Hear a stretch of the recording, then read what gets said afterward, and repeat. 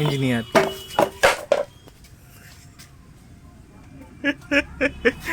গাড়ির মধ্যেই ইঞ্জিনিয়ার বাসা করেছে। কে বড় দূরটা কই ওই ধারে ঢুকে গেছে ভিতরে।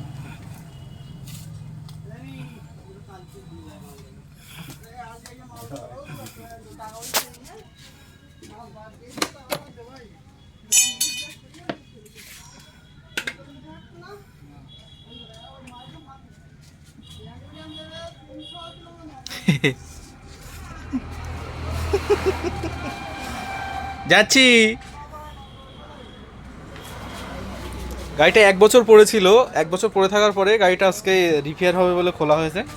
তারপরেই কিন্তু এটা দেখা গেল যে এর ভিতরে ইঁদুরে মানে নিচে যখন এই ফোম কুচি পড়েছে, এই যে ফোমগুলো কুচো করেছে ইঁদুরে, তার জন্যই দেখা হলো যে খুলে এর ভিতরে ইঁদুর আছে কি। তো দেখা হলো ভিতরে ইঁদুরে বাচ্চা পড়েছে।